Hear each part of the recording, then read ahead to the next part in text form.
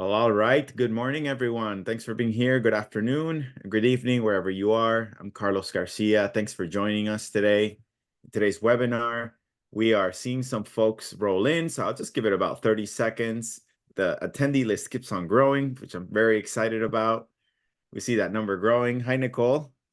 How are you Hello, doing today? Carlos. Yes, and hello to all of you. We are excited that you're here. We're excited to share some really funny stories about rejection so that we can all understand how to handle it better. That's really what Carlos's and I goal is today, is to help us handle rejection better, because it's going to be a part of what we're doing.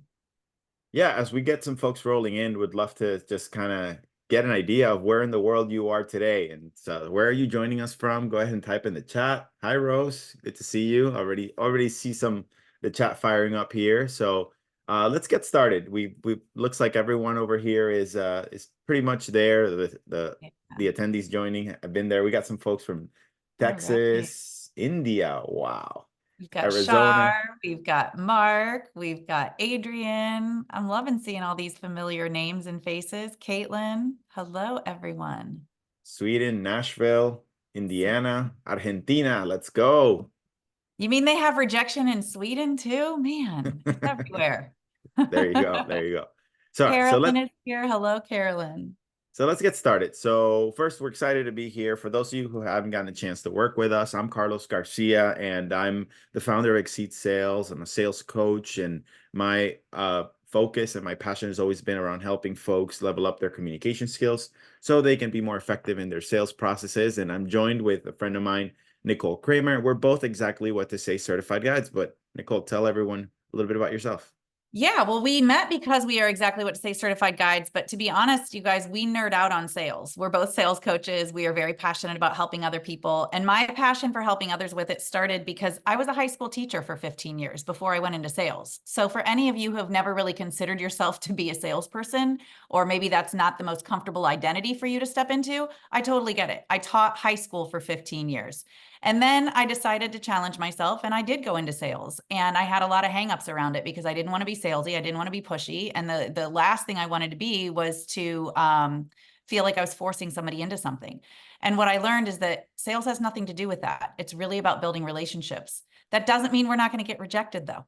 And that's why we're here to cover this webinar today. And in my experience of going from being a high school math teacher to being the #1 salesperson in the country, I did definitely face a lot of rejection. I had a lot of success, but there was a lot of rejection along the way. And Carlos and I are, just really excited to be able to help others learn how to do what they do better, and not make sales the reason that they're not able to do it. So today we're going to handle the big piece of rejection.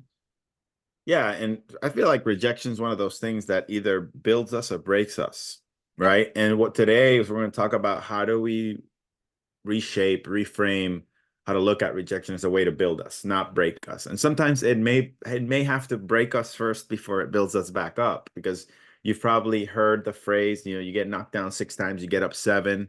And this is what's all about, building resiliency. So we're really excited and passionate about this topic, because I think it's a journey that it's a human feeling. It is human to feel rejected. It's a real feeling, and it could be really difficult to get back after you put in a lot of hard work into something, and a lot of the self-talk kind of kicks in. And so we're excited about this topic. And so let's talk about our agenda.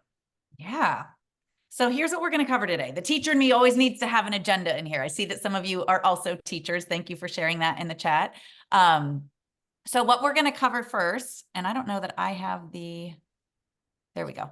We are going to actually reframe objection or rejection. We're going to understand what rejection actually is, because I think a lot of us, it doesn't feel good, right? It's never going to feel good.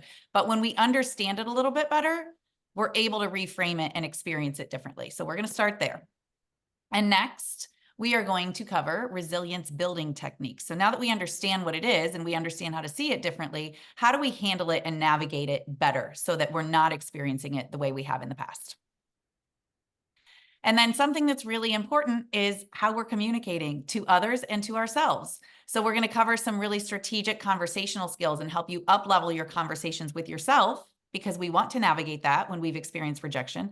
And then also, how are we communicating with the people that have rejected us? And how do we do that better so that rejection doesn't actually end things per se, but we're able to navigate that conversation and turn it into opportunities. And then we are going to cover some negotiation tactics in the face of rejection.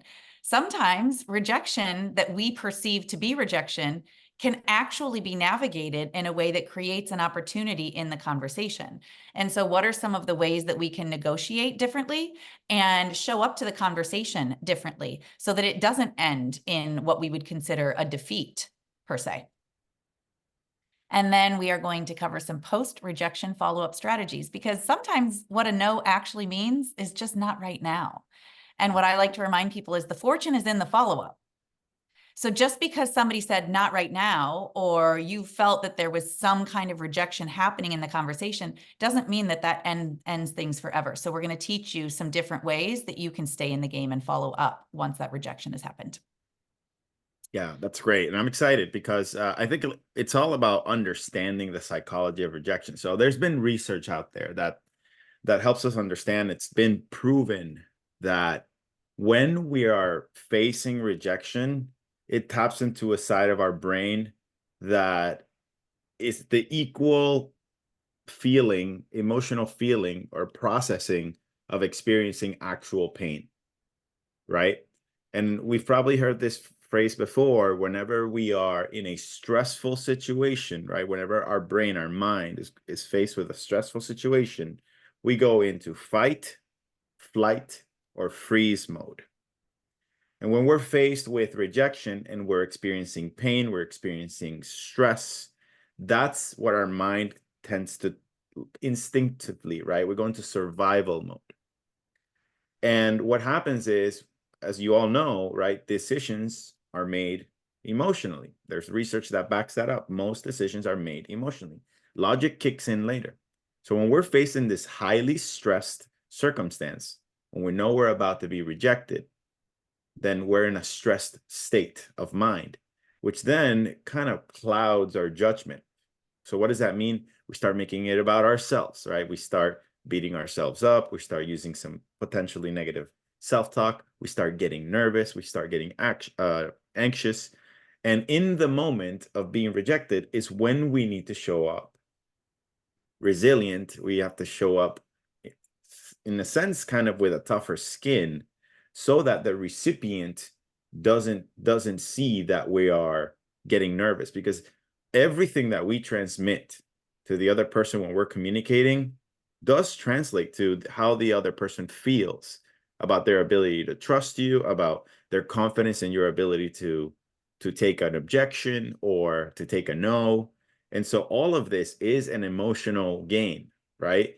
And so what's interesting about this is that it does impact, again, this goes back to, will this break you or will this build you?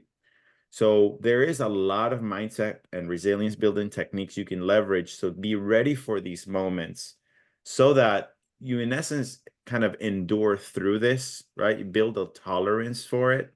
And that will help you show up for those moments gracefully. And when those prospects or opportunities for people you're presenting, ways to work together, when they see this level of confidence and this ability to say, oh, I've seen this before, I've done this before, you're giving them confidence in continuing a conversation with you, even if initially they rejected you. So how you respond is everything, right? So Nicole, anything that sticks out to you from what I shared to that? I think the last thing you just said is so impactful. How you respond is everything. And I think part of the reason that you're all here on this webinar is because you want to respond differently to these situations instead of reacting. Because what Carlos said was so on point. We're dealing with an emotional feeling when we've been rejected, but we don't want to act on it from that space. So ultimately, how are we preparing ahead of time to see rejection differently so we can show up differently to that conversation? Yep. And so walk us through a little bit about how do we not take it personally, Nicole? Yeah. So You know, one of my big customers that I had when I was in my corporate job was Sony PlayStation. And before they were a customer, they were somebody that I was really excited about the potential of working with. It's Sony PlayStation, right? Like, that's so cool. And I wanted to be able to go to their headquarters and experience what that was like. And so I met with my decision maker. And in that very first meeting, he was kind of rude, to be honest with you. And he said, "Why would I ever give you my business? The only thing that's going to happen is I'm going to give you my business. And then 3 months from now, you're going to be gone and I'm going to have nobody to reach out to and no point of contact and yada, yada, yada." And he kind of like took it out on me in that moment. And I was a new sales rep. I was still very new to my job. And by the way, it took me 3 more years before I actually earned Sony's business.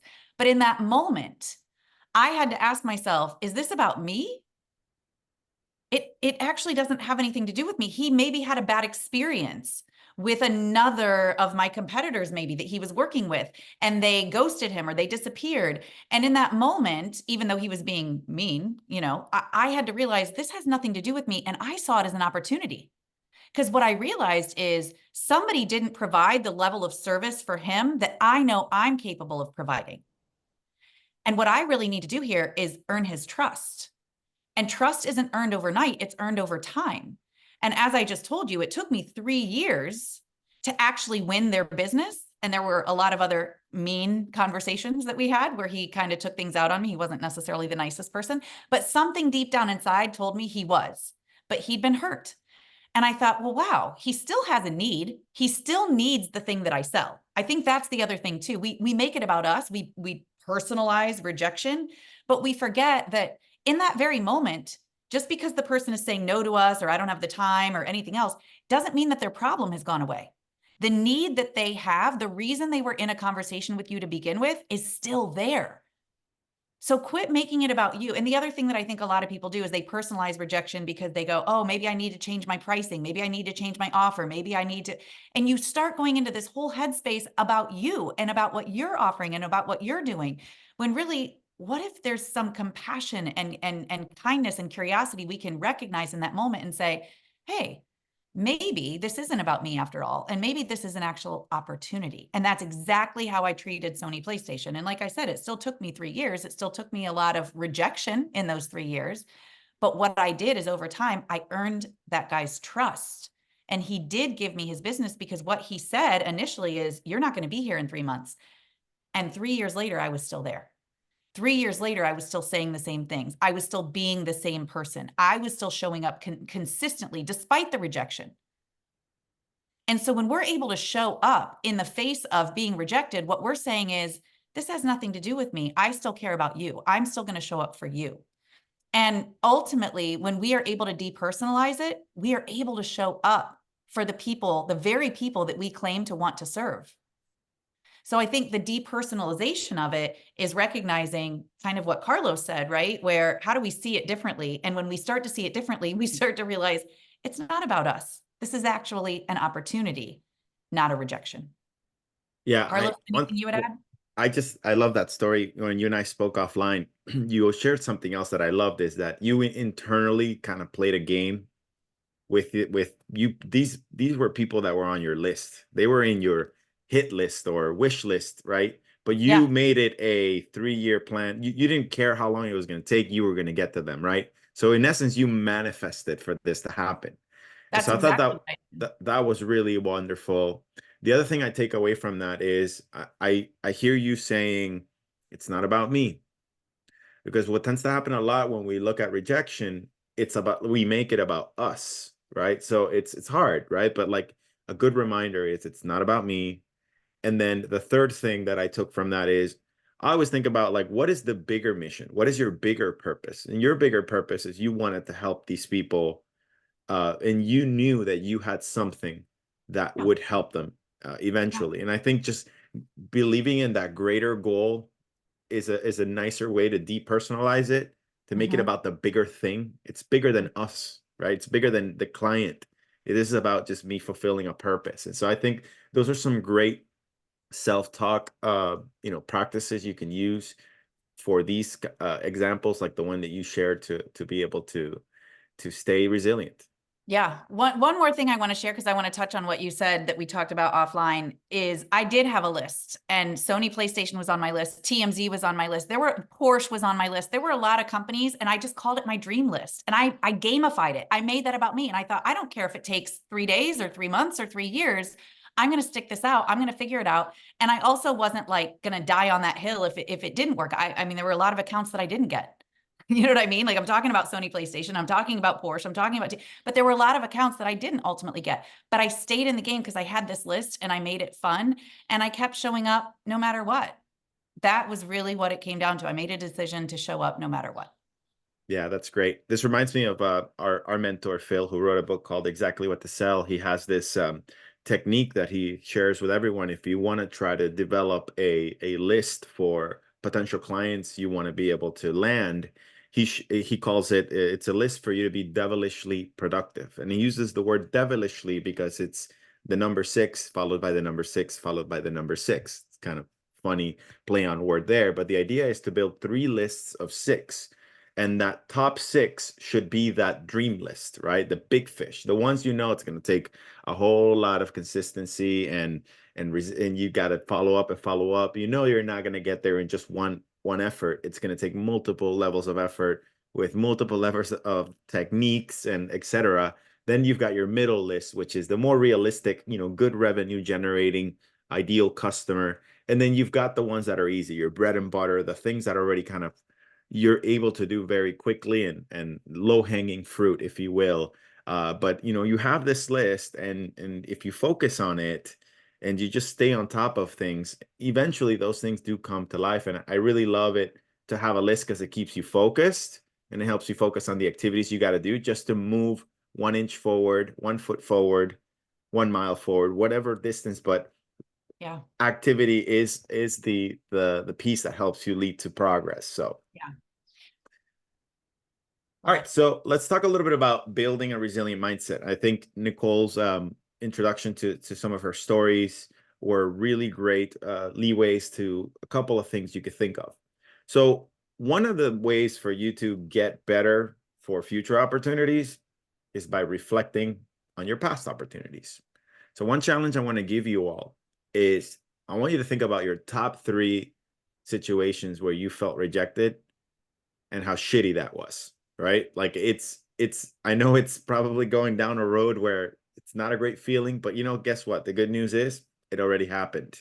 So the only thing that you could do is reflect on it, right? And in reflecting it, really try to ask yourself, what did I learn? What did I learn from these moments?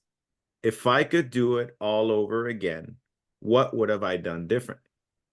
And chances are, one of the things that we've talked about, which this is part of the Exactly What to Say methodology, is that curiosity is the fuel to great conversations. I want you to ask yourself this.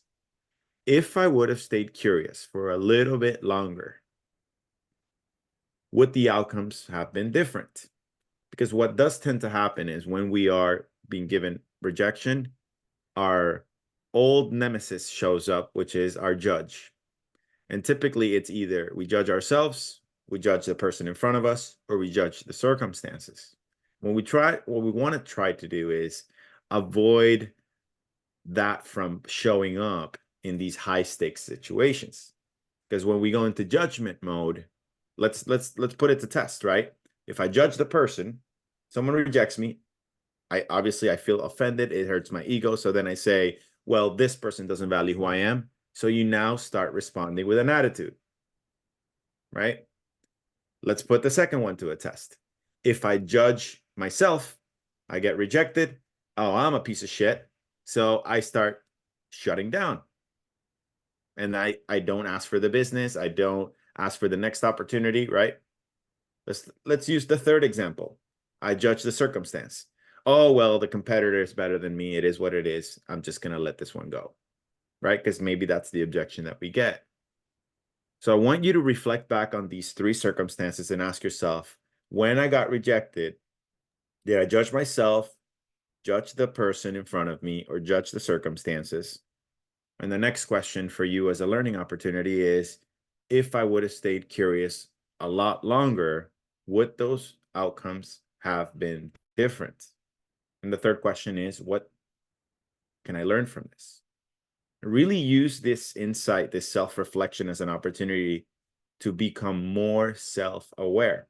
So that when you show up in the next opportunity, remind yourself, all right, let me just stay curious a little bit longer. If I am getting rejected, maybe I could use some things, with some curious questions.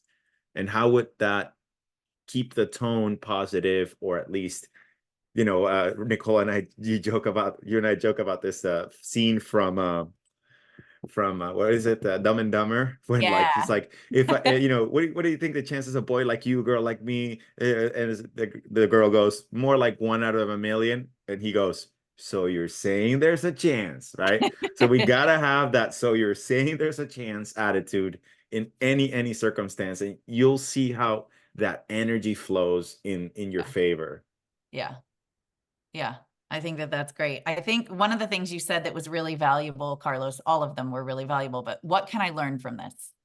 And what came up for me, because I just shared the story about Sony, right? And I got rejected and rejected and rejected from Sony. And how did I stick that out? How did I, continue to show up for that? Well, here's what I know for sure. I actually wasn't ready to land that account at that first meeting. And although it was a really big, exciting account in my first 6 months of being a salesperson to tell people like, oh my God, I have a meeting with Sony. I have a meeting with Sony. I actually wasn't prepared. I wasn't strong enough yet per se, right? I didn't have the muscle built.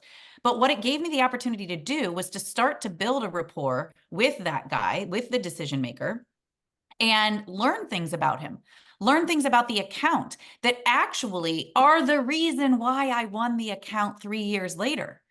It was like me chipping away over time, over those 3 years, learning more context, understanding more of their needs, understanding more of how to relate to them, understanding more of how I could show up and be of better service to them. And ultimately, that yes that I got 3 years later was the culmination of what happened over those 3 years. So your ability to be resilient, and here's what I used to say to myself, use this as a mantra or whatever. I used to say, I am nothing if not persistent. Persistence is in my control. And what we like to say in sales is to control the controllables. Well, I have control over that. I don't have control over whether or not the person says yes or no. I do have control over my own persistence. And I don't mean persistence from an annoying, begging, desperate place, but just persistence from I'm going to keep showing up because this isn't about me. And eventually that person, here's the thing, as happy as somebody might be in their current situation, things can change very quickly for them. And if you take yourself out of the game because you make it about you, or you have negative self-talk, or you make yourself feel bad about it, or you stop showing up, then when that person does finally recognize that they need you, they can't find you.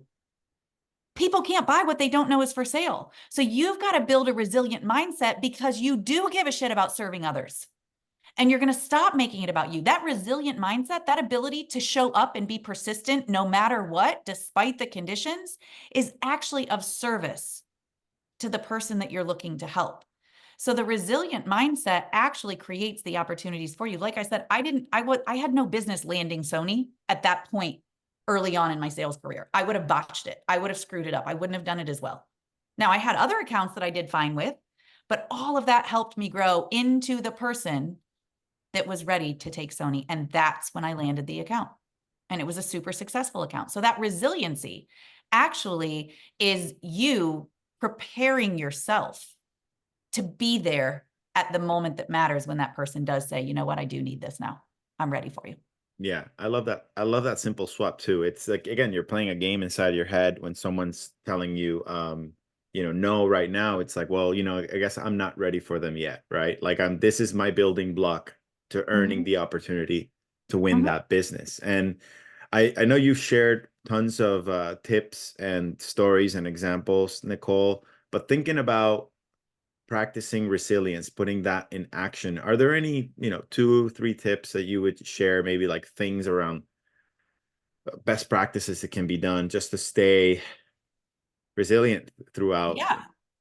I think one of them is maybe not, it's more of a reframe than it is like a direct action to take. But again, with everything we've been saying, how can you see resilience as your opportunity to better prepare yourself? And it makes me think of like the 7th grade kid who wants to be on the high school football team. Well, in 7th grade, he's going to get clobbered if he tries to play football right now with those kids. But what can he do? Go to the weight room, build his muscles, build his skills, work on who he is as a football player so that he's ready when he gets there. That's what we can do, right? How can we see this as like, hey, it's not rejection, it's redirection so that I can prepare myself, so that I can show up differently and more prepared to handle some of these things. So I think that's one of it, is just reminding yourself nothing's gone wrong.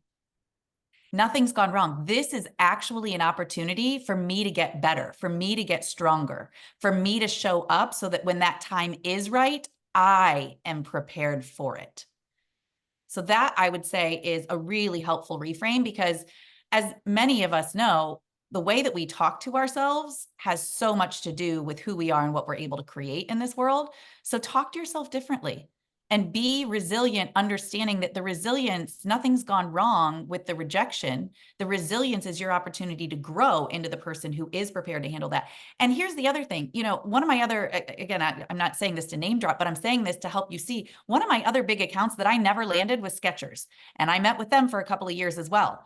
And I got to tell you, a lot of what I learned in getting rejected by Skechers is also what helped me land some other big accounts. Just playing in that space, just being around that level of account helped me get stronger and understand better how to handle some of the things that were going to come up. I also learned different things from my conversations with the people at Skechers that might come up in some of my other conversations. So I think the big thing for me with this section right here is understand that resilience is a gift. It is, well, resilience is your skill, your strength, but it's a gift that you're getting that opportunity to be resilient, that you've been given that opportunity to be rejected. And I know that seems really crazy to think it's a gift to be rejected, but it's helping you in that moment to prepare in some way so that you are ready for the moment when it really does matter. Yeah, I'll share a little story of when I first started my entrepreneurship journey. I definitely went through a lot of like just a lot of battles inside of my head around, self-doubt and feeling rejected and stuff like that. And I had quit my 15-year career, making 6 figures, holding a great, had built a really great career, great reputation. I mean, it was one of those things where my identity revolved a lot around my success, my achievements. I was someone who was regarded a partner that was a resource where I'd get anywhere between 20 to 50 phone calls, and I would solve 20 to 50 problems a day. So I felt very accomplished and very useful, right? And I felt super confident, and I just super proud of what I was doing. I decided to leave because I wanted to start my own thing. I felt limited, and I felt like I could do more with the knowledge that I had. And I was like, I want to put this to a test. I want the freedom to do it. Long story short, first 3 months, super exciting, right? In my head, I'm thinking, I've got this incredible reputation, this wonderful network. I'm sure that the moment that I announce that I'm going to start my company, everyone's going to be lining up at the door wanting to work with me. What actually happened is I got a lot of likes and a lot of comments. Way to go. I wish you the best. And the moment I started reaching out to my wish list, people did not show up, right? Some people were like, oh, that was great. Let me see. We don't have the budget. I started getting a lot of rejections. So I wanted to stay eager, right? So I stayed eager, but then I started seeing month number 1, month number 2, I'm doing my activities, I'm talking to myself. Month number 4 comes along. I still haven't closed the deal. That's when the little voices in my head start showing up. Did I do the right thing, right? The imposter syndrome kicks in. And I started my first social media account, and I hired someone to help me with all that work. And I started seeing the likes, and I started falling into the vanity metrics of how many likes did I get, how many shares, how many views. And I started judging myself based on those results. And if I got one good video, obviously you get the dopamine kick. But then if I started doing the next one, I didn't get the same outcome. I started beating myself up over it. So I needed to do a simple swap, talking about staying resilient, realizing that this is a long-term game. And what I did was I told myself, rather than I'm going to post a video to wait to see how many likes, views, comments I was going to get, instead, I'm going to make a promise to myself, my commitment is I figured out a thing that I can do, I'm good at. I know there's value there, even though I'm not going to get the views, or the comments that, to go viral. My commitment to myself was that I'm going to make one short form 60-second video every week, and I'm going to do it for myself. And it's a commitment that I'm going to make to myself. And having done that, what I learned was that being consistent and knowing that I could show up for myself, I started realizing people seeing me show up consistently, period, which helped me build that visibility, that credibility. Then started leading my first conversations with every new client was either, where are you in the world today? Because I travel a lot.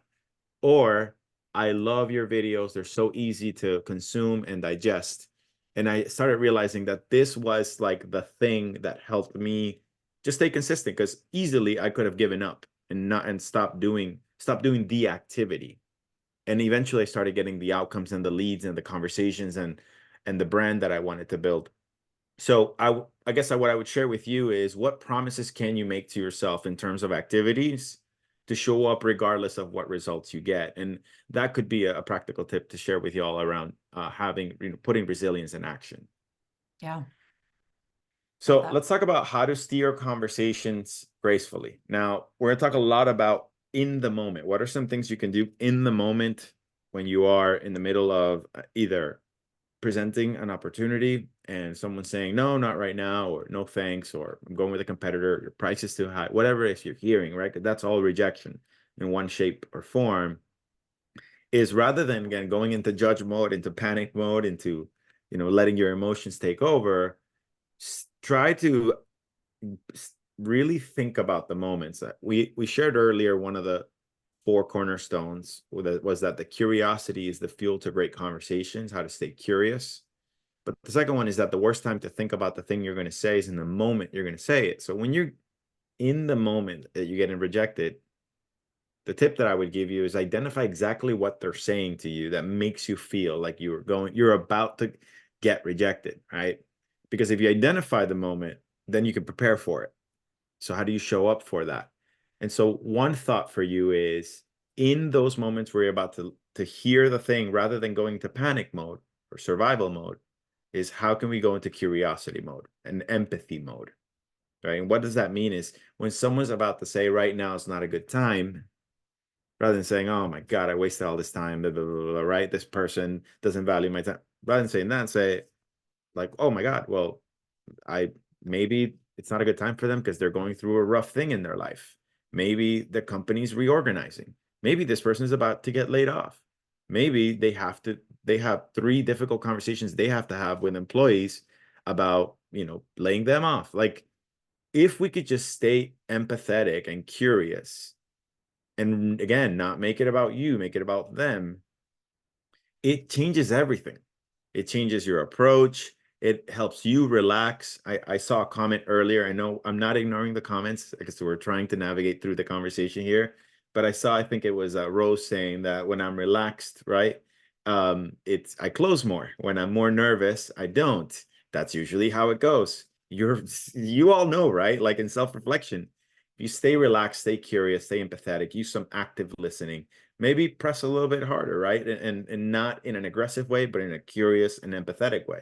So if someone were to say something like, right now is not a good time, rather than saying, well, if you don't do it now, then, you're going to lose the opportunity, and go into desperation mode, because they're going to smell that. Instead, you say, well, I'm curious, when would be a good time? Right? It just shows that you're just, you've got thick skin, you're patient, it's going to work out when it works out. I like to call it, this is my own thing, I call it, I'm just happy to be here energy. And people really like that, right? Like, a lot of people come to me and say, I like that you're so chill. Like, I don't feel like you're pushing anything over to me, right? Like, it's like, hey, when you're ready, you're ready. Like, I don't know if you all ever seen or heard or read a book by Rick Rubin. Like, that's the spirit that I'm trying to achieve, this level of just zen, right? Like, just let people do what they need to do. When they're ready, I'll be here. And so, Nicole, anything you would add around, gracefully managing some of these, what could feel like stressful, like, it's now or never situations, but instead, Mhm. can we reframe that? Yeah. I think what you were saying just now is something I want to highlight, and I call that being unattached to the outcome. Because people will sense that desperation. They will sense your energy of nervousness. That's why it's so important to prepare before any big conversation, whether it's, you know, you get rejected or not. When you have prepared for that conversation, you're able to show up more present and you're able to show up more composed. And your confidence, your energy in that moment will be felt by the other person. So we do want to work on being unattached to the outcome. And I know that you're excited about making a sale. We're all excited about making a sale. I'm not saying that you shouldn't want to make a sale, but we can't be so attached to the outcome that we slip into desperation mode. Because in a story that I'll share, actually, I just mentioned Skechers is one of the accounts that I was trying to win. Well, when I first met with the guy, he said, I don't sign contracts. Well, in my position at that time for the company that I worked for, people had to sign a contract for me to do business with them. Right. So in one of my very first meetings with him, he said, well, you know, I think what you do is great, but I don't sign contracts. How would that work? I said, well, what would need to happen for you want to, you know, sign a contract? And he said, nothing. I don't sign contracts. I said, okay.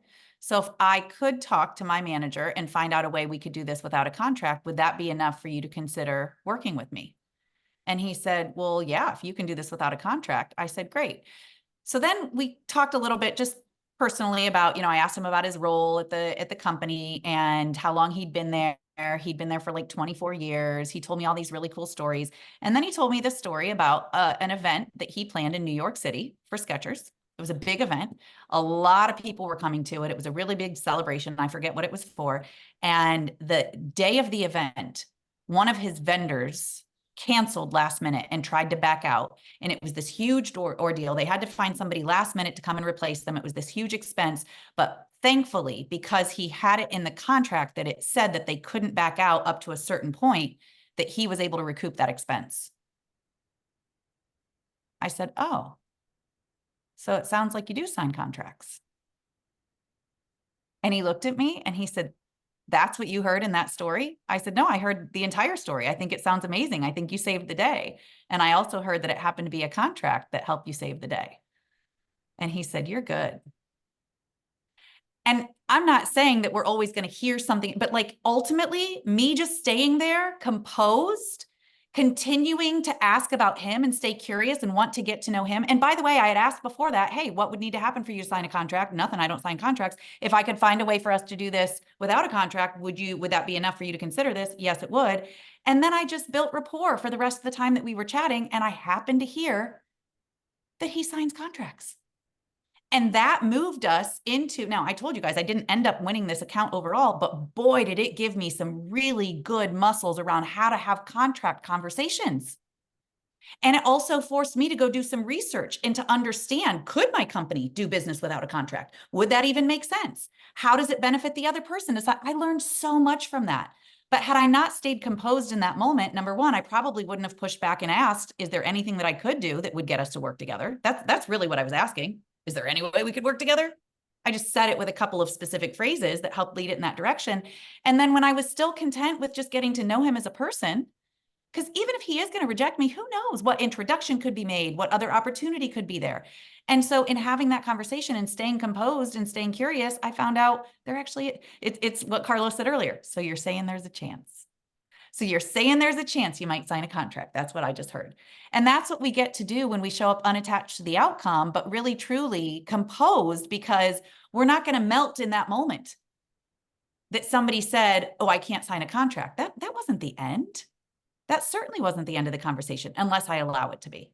And that's what you get to do as well. How do I steer this conversation in a way that I'm unattached to the outcome, I'm composed, and I get to really just explore more and stay curious and uncover more, because there might still be an opportunity there. Man, that was brilliant. Brilliant. I love that. I love that story as well. It's just masterfully done, right? Like you were just in the moment, you were just building trust. You were like, okay, nothing's happening. And it's so cool when you're unattached to the outcome, like the pressure's off, right? You're just now genuinely looking to connect with the person, and you just happen to find a cue or a clue that somewhat contradicted what the thing that the person said. The other thing it reminds me of, Nicole, is that when we're like chatting with people, sometimes they say things to test us, right? They're trying to see where their limits are too, because they're Mhm. also trying to get a deal. They're trying to Totally. win. They think this is a game. And one Yeah. thing I've done before, and of course it's scary to do, but like once you recognize your own self-worth and your own value, I've had people saying, "Is that the best you can do?" Like, yeah. It's like, can you give me a better price? No. Like, don't justify. And like when you know that what you do is worth it, what I can, here's what I can do. I can't lower the price, but here's what I can do. My work is guaranteed. Hmm. You can go on Google reviews if you'd like. I have 18 reviews of people with your exact problem sharing how I've Hmm. solved it. The good news is that out of 50 firms that I've implemented CRMs for, I've only had one person unhappy with it. And what I did is I just stayed a little bit longer in the engagement.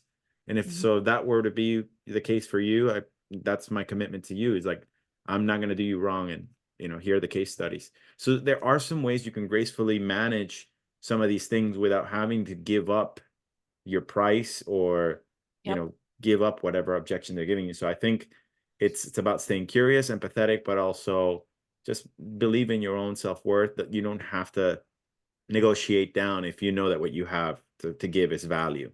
Right. So let's move into some ways we can enhance communication. Nicole, are there any things in particular that maybe some exactly what to say phraseology or some language tricks or practices we can use to enhance our effectiveness in communicating? I think one of the things that comes up for me, and it's on the heels of a story you just told, is when we're asked a question, we don't have to give a direct answer. We can ask another question to kind of clarify. And the story you just told was if somebody were to ask, hey, can you give me a lower price? Instead of just answering or being on my heels or saying like, oh, well, what kind of price were you looking? I might say, well, are you in a position to make a decision right now? Because if somebody's asking me to lower my price, I want to know, well, it sounds like you might be looking to make a decision right now. Well, no, I'm just looking to get the best price. Well, hey, go shop around. And when you're ready to make a decision, you come back and I'll give you my best price then. Or we'll look at what kind of, but like if you're not in a position to make a decision, I want to find that out first. Like, why are you asking me? Right. And so it might make a little bit more sense if we ask a question when somebody has asked us something. So I think that's one thing that's really helpful is, can I stay curious and just ask another question so I can uncover more context as to maybe why they're asking me that question in that moment?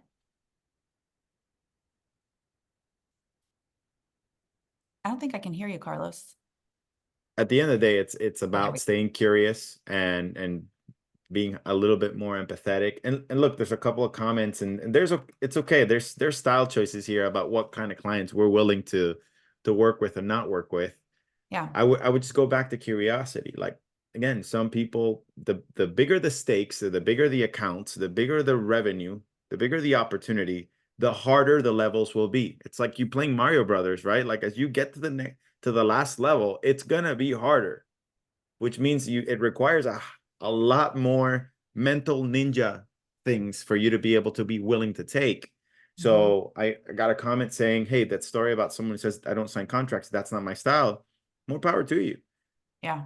However, if you're in an industry where it requires for us to navigate these really complex type of conversations because they are really huge accounts, these are the this is the reality of the personalities that we need to, Yeah. if you have the ability to pick and choose what kind of clients you want, fantastic. Sometimes not everyone has the luxury of we just got to take whatever comes at us, because there are going to Well, be all types of personalities. and I think you said something earlier, Carlos, that really made sense. Like a lot of times it's not like he was being uh him saying he didn't, to be honest, the company that he was working with, he didn't have a contract with. So what I helped him see and what I learned is that he had signed contracts in other areas that he had done business. He didn't see himself signing contracts for the specific thing that I was looking to do business with him on. So staying curious is what helped me uncover that. But you said earlier, sometimes people are going to negotiate and they're going to say some different things just to see what they can get, right? We're all coming to the negotiation table. I didn't take offense to that. I wasn't like, oh, he's trying to lie or he's trying to, because to be honest with you, I had been communicating with him up to that point, and he had in many ways proven himself as a nice guy and trustworthy, and I wanted to meet with him. But I agree with you. I think we've each got to decide. Here's the thing. Sometimes the rejection is showing us the red flags that we're not available for. Oh, that's who you are? Okay, I wouldn't want to work with you anyways, right? I thought I wanted this account because it seemed like a good account. And now that I know you, now I know that's not something I'm willing to go, to take on. So sometimes I think that really is helpful for us to see for what it really is. Yeah, that's great. Great ad. So Yeah. a couple of check-ins with everyone. So if you're just tuning in, I've got a few comments saying, hey, I missed the first part. Will this be recorded? Stick around to the end. We're going to do Q&A. Some folks are adding some questions already. We'll address those. Stick to the end. We'll address those. And we'll talk about how you can get access to this recording. Hang out with us for another 14 minutes and you'll get to learn more about that. We're just got a couple of last concepts that we want to share with you. One of my favorite things to do is when I know that like the deal is probably over. If you ever seen, I forgot what show it was, but Phil had talked about this. There's a famous detective show, and there was always like, what was it? Columbo. Right? There's a famous detective show where every time when this detective is questioning someone to try to solve the case or the mystery or the murder or whatever it is, there's this one thing that happens. It's a famous shot, like towards the end, it shoots towards him, and he kind of does one of these. I'm gonna see if I can stop sharing my screen. So I'm gonna play it out, right? Where he just kind of goes like, hey, just one more thing. And then he reveals sort of the thing that ends up getting the criminal or solving the case, right? And it was so powerful. And I love that because it's like when you think you've given up, when you think it's over, there was this one last piece that kept you in the game. And this concept is, what are some things specifically we got to, what is the exact thing you could say so you could stay in the game? And so there are a couple of phrases that we can share with you, right? When someone's just about to give up and they say, you know what, thanks for everything, but I'm going to think about it. Or thanks for everything, but your price is too high. Or I got to talk to my spouse, or whatever those objections are where we're feeling like we're getting rejected. You could say a couple things. So here's one. Before you make up your mind. And I saw a comment by Carolyn. It's so disarming, right? Hey, before you make up your mind, would you be open-minded to blank, blank, and blank? Or before you make up your mind, what are your thoughts about potentially exploring this a different way? Right? So it's such a nice way to stay in the game, even though you've been rejected. It's like, oh, look, I already know that you're done, right? But you're just opening a little window just to see if they'd be willing to stay curious with you in a conversation about exploring some alternatives, right? And that's one of them. The other one is, hey, just one more thing, right? So if they say something to the effect of, no, not now, it's not a good time. Hey, just one more thing. If I were to blank, blank, and blank, would you be open-minded to blank, blank, and blank? So there are a couple of techniques you can use towards the end when you think that you've given up and it's over. And I think the three that I like is before you make up your mind, just one more thing, and just out of curiosity. So if you can leverage some of this language effectively, and then you present whatever that next thing of potential value or alternative solution that could help you stay in the game, it may actually help you stay in the game. So Nicole, what would you add to that? Well, that's your example is exactly what I did with Skechers that allowed me to stay in the game. I said, if I could find a way for us to do this without a contract, would you be open to continuing this conversation and seeing how we might be able to work together? And he said yes. Now, ultimately, did it end it? No, I didn't end up winning Skechers business, but it kept me in quite a few more conversations that led towards that. And it almost led to a big opportunity. And then, like I said, that also led to me learning and building muscles around having those conversations with other big accounts that I was able to land.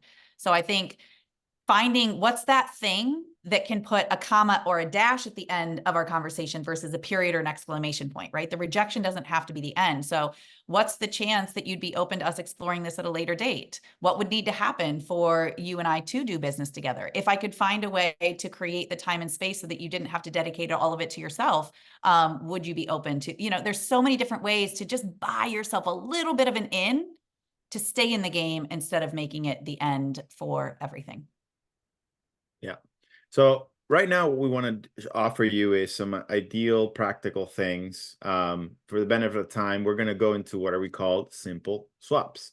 So simple swaps are this concept where is if you could say something differently in your self-talk to help you stay resilient, to help you navigate through rejection so that you stay motivated and move forward rather than stay stuck or go into analysis paralysis or going to self-damage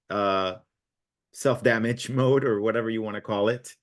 What are some things we could do to flip negative situations into positive? So one of the ones that I saw in the chat that I really like is no means next opportunity. No could also mean not now, right? So let's try to play around with what are some things you say to yourself. So type in the chat, what are the things you say to yourself when you're getting rejected to stay resilient? I know we've got plenty of brilliant minds joining us today. So I'd love to hear from you in the chat. But Nicole, as we start firing up the chat, what are the ones that are your favorite ones to help you simple swap a negative situation, turning it into a positive? Well, I think one of them is recognizing that one person rejecting me, I'm never going to let hold me back from the other people who do need me and who are ready for me. So maybe that person is rejecting me because there's some space or some void that somebody else is meant to come into that's a much better client, that's a much better scenario. So for me, I always like to think of it as like, that's creating space for what is meant to be here, for the right person, for the right opportunity that's best for all of us right now. And, kind of goes along with like reframing things, but that to me feels a lot more positive. It feels a lot more glass half full versus, oh, I got rejected. That person doesn't want what I have. Like, let's quit focusing on that and focus on, well, where can I put my attention? Clearly, the universe is telling me that's not where my attention should flow right now. So I'm going to make it flow towards all these other opportunities that are still there. And I'm not going to let that one bad egg be the reason that I don't reach the people who do need me. Yeah. One of my favorite quotes is Thomas Edison. I haven't failed. I just found 10,000 ways of how to not do something.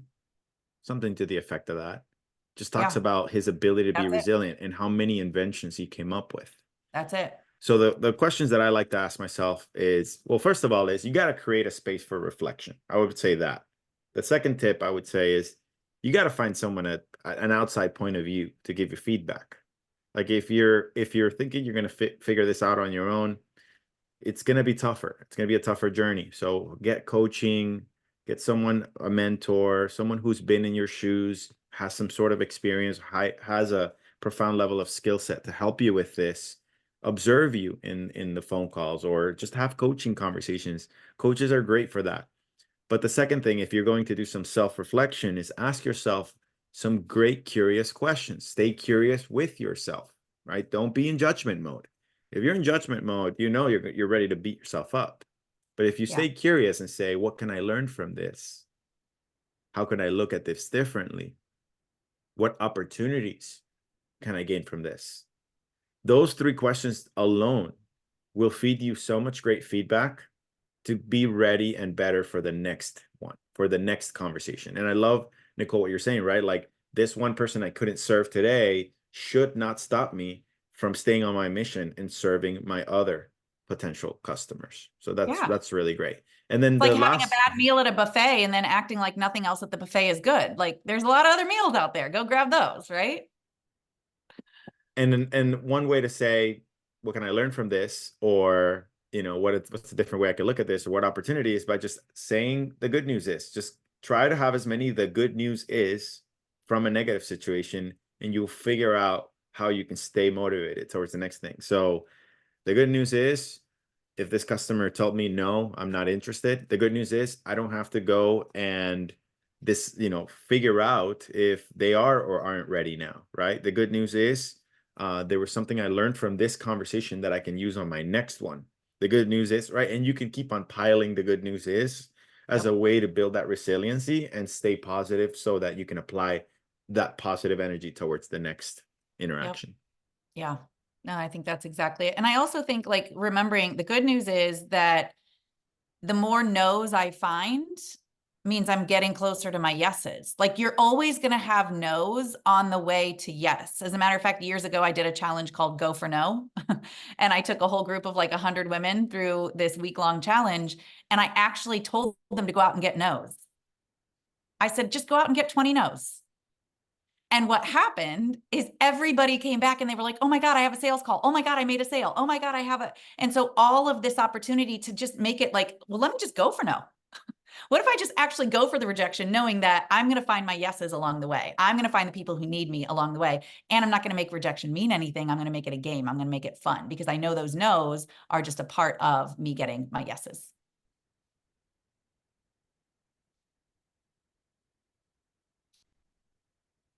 Oh, you're muted again, Sorry, Carl. I keep on muting myself. So as That's what you were saying, gamifying some of these situations keeps it fun, leaves the pressure low. And I think going to actively seek rejection, it's almost like, all right, I got nothing to lose. So it puts you in a relaxed state. So sometimes playing games with these things you're trying to unlock about yourself and in the purpose of self-development and growth is huge. As we step into Q&A, I do have a resource that I would love to share with the folks, which is absolutely awesome. It's a TED Talk. I forgot the gentleman's name, but if you type on YouTube, TED Talk Rejection Immunity, it's about this person who goes on a 30-day quest to, and he like chases like 30 things that he goes to do to purposely get rejected. And it's hilarious, but then he talks about what he learned from it and how he has applied it in his life. And it's an incredible story. It's about like 15 minutes long.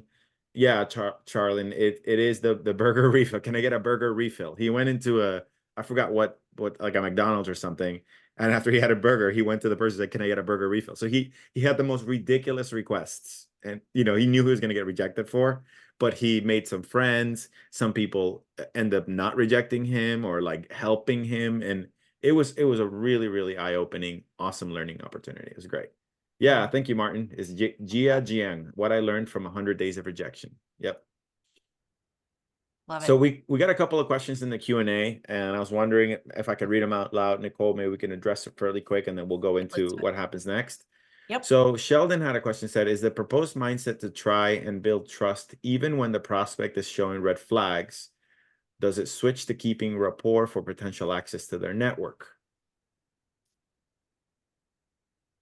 I think that if they're showing red flags, to me, that's an opportunity for us to see if they're the right fit for us to do business with them. But that doesn't mean that they're a bad person if it's not the right fit to do business. So I think it depends on what you mean by the red flags. Like, I guess if it's personal character red flags, you might want to reevaluate. But if it's red flags, like not wanting to sign a contract, that is a red flag for me being able to do business with somebody, right? So maybe they're not the right fit business wise. But I think if I'm understanding the question, does it switch to keeping rapport for potential access to their network? I don't think them not being the right fit business-wise doesn't mean that you can't build rapport and stay in connection. And, maybe there's some other opportunities that you could be a resource for one another. Yeah. I would just say exactly what Nicole said. Is like, is it a character red flag? I think identifying what a red flag would mean is important. There are some things that, what are you willing and not willing to tolerate, right? If it's someone who really violates boundaries or is disrespectful or unethical, things like that, those would be red flags to me. But if it's just more like quirky personality things, I'd probably say that those are just complex conversations you got to navigate through. So yeah, if you feel like there's business opportunity, you just got to navigate through these higher levels of advanced communication techniques, because staying curious and being empathetic. Some people don't show up their best selves in situations, and if you stay curious and empathetic long enough, they end up actually being vulnerable with you and say, oh my God, I'm so sorry. You caught me in a really bad moment. I was just really stressed out when we were talking. So I would Yeah. just encourage to lean on curiosity and empathy. Um, for the benefit of time, since I know some folks may have some hard cutoffs, let's talk about what happens next. We do have a 4-week boot camp that's coming up. If you're interested in wanting to do more of this work with Nicole and myself, we are joining together. We've got a few folks already registered. It's $4.99. It's a 4-week boot camp. We talk about exactly what to say to help you close more deals, but we do talk about these things, right? Like, how do you stay resilient? We do role play. We're going to do skill practice. We're going to do live coaching. It's going to help you get access to unlock higher levels of skills of communication using the exactly what to say framework, which are how to use these phrases in the right moments so that you can be effective and get the results that you want. So scan the QR code, and we do have a special early bird discount. It's $60 off, and the code is EB60. We'll give you $60 off. And Nicole, what else do they get if they end up signing up to the bootcamp? Tell us more. Well, they're also going to get the recording of today's webinar to be able to rewatch. And we also have a bundle of some other resources that we're going to be sharing, including some of our LinkedIn Live trainings that we've done.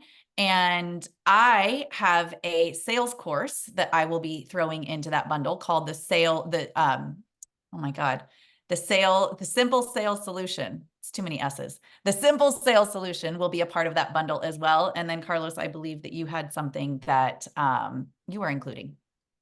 Yeah, I do have my sales playbook. It's about a 13 pager that I put together. It's basically all of the experience I've ever gained into a jam-packed playbook. Just the 4 steps to exceed sales is what it's called. And it just talks about mindset, activities, pipeline management, and effective communication, which are crucial to helping you get successful. Tons of resources. As a matter of fact, that rejection immunity resources inside of that, I love that so much. But you know, we're so grateful that you all have stayed along a little bit longer than you should. But we're eager. Please share your takeaways. Post it on LinkedIn. You know, we appreciate any love that you can share or any learnings that you have. So that's good feedback for Nicole and ourselves. We strongly encourage you, if you're someone that's struggling to close business, you're looking to level up your communication so you can be more effective, please join us in our 4-week boot camp.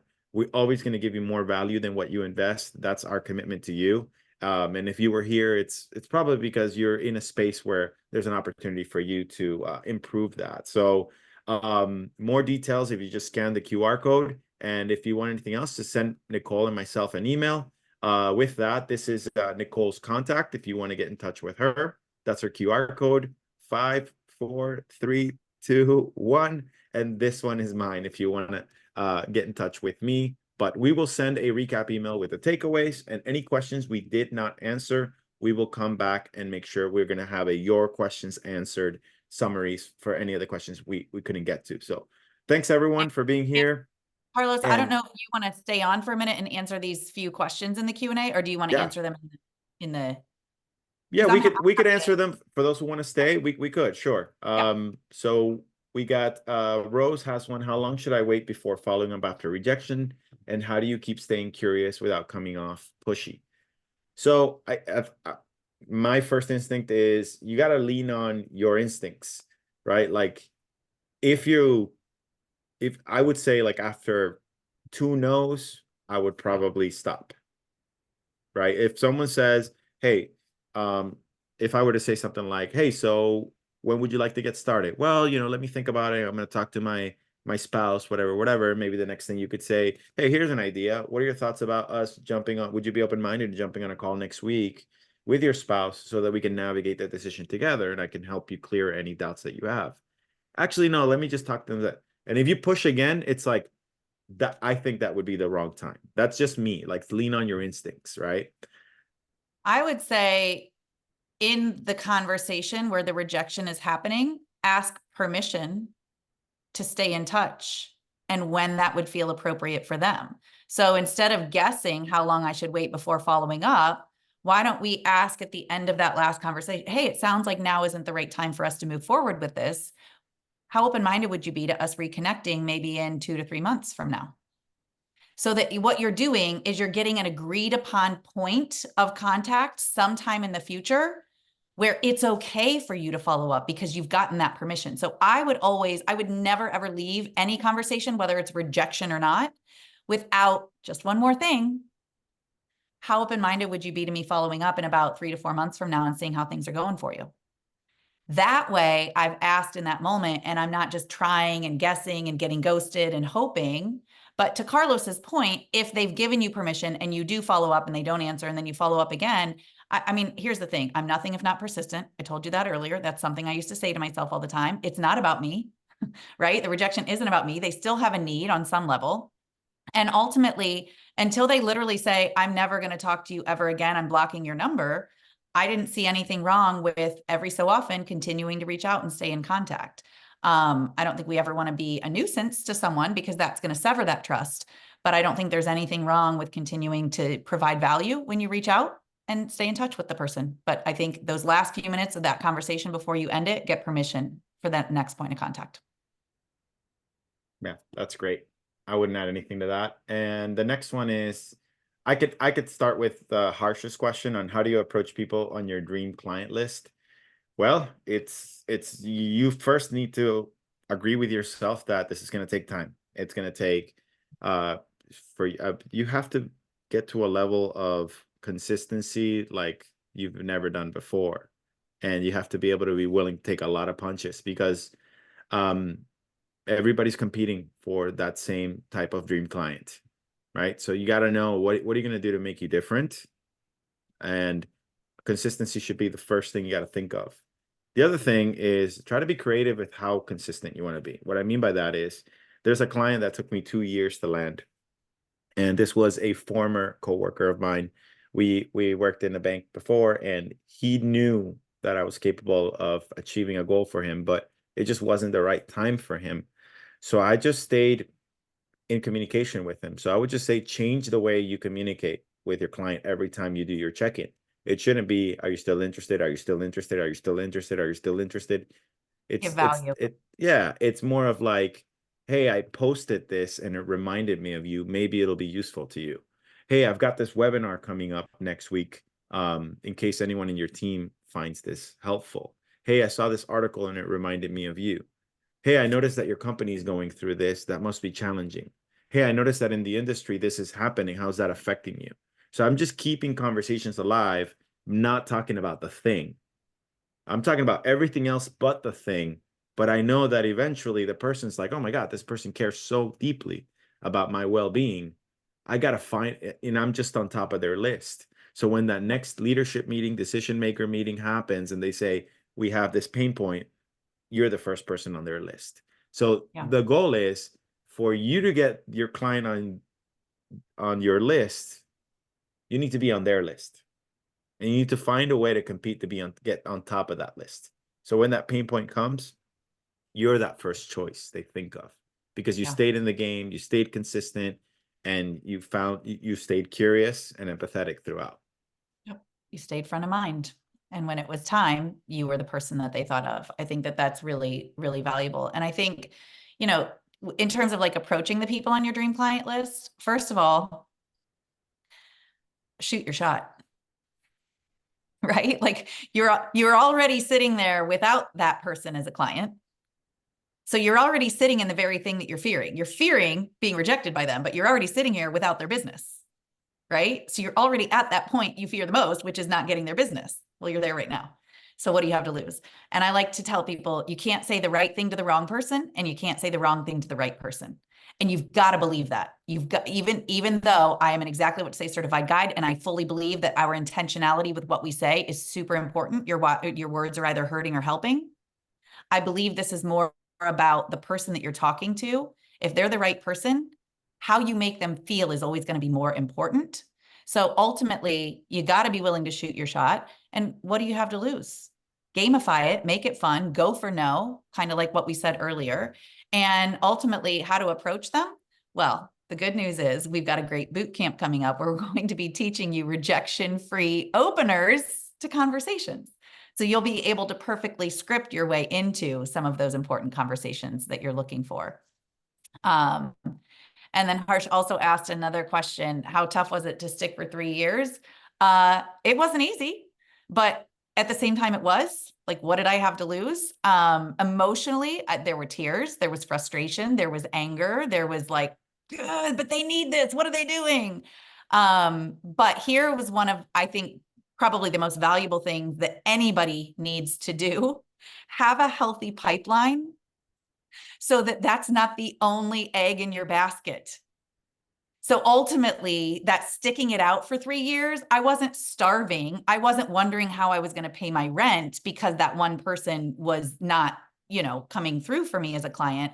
I still had other things in the works so that I was closing other deals, right? Like I was getting a lot of reps in so that although it was disappointing, although rejection never feels good, it wasn't the definitive rejection that was going to like end my career. So I think that's another thing too. Like I'm nothing if not persistent. I'm going to stay in the game, and I've got to know how to keep some other things in motion over here so that that one thing isn't the thing that's ultimately defeating me.